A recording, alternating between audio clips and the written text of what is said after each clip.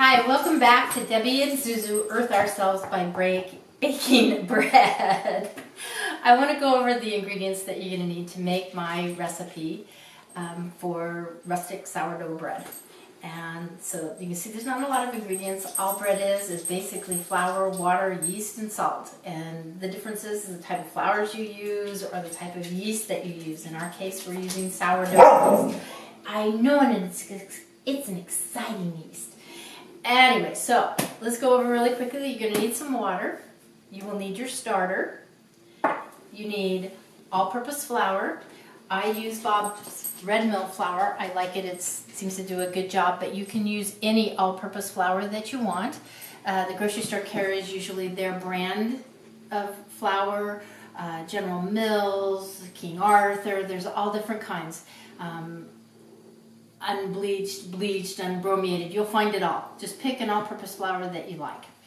The other flour that you need is bread flour, and the different flours, we use different ones because they have different levels of protein in them, which creates gluten, which is what makes our bread chewy or the crumb more open or just a texture.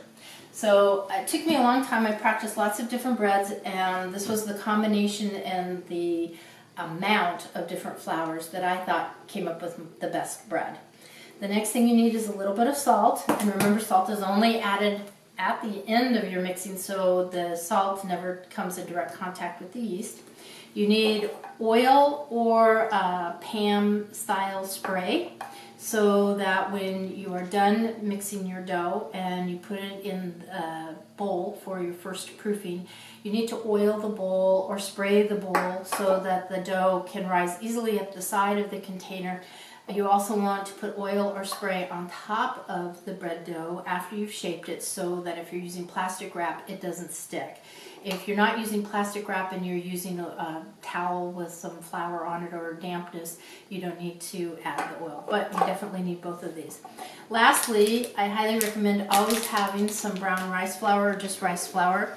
Again, I use Bob's Red Mill. You find it every store I've ever been to, I find it. And one of the reasons we use the rice flour is for coating our pans or our peel, even some of the bread after we shape it, and that keeps the bread from sticking. You want the bread not to stick to the peel so it slides off easily. The rice flour has kind of little tiny beads, and it makes things roll very easily, has a nice texture when it's cooked. You can dust it off of the bread very easily when you're done. But it's kind of critical to have that. And also, when you put your bread onto the stone is pretty hot, 500 degrees. So regular flour will begin to burn at a lower temperature than the rice flour, and that is what you want. So that's why I recommend that. Anyway, these are the ingredients that you'll use. Pretty simple. And next time I'll show you how to actually make the dough. Thanks. See you later.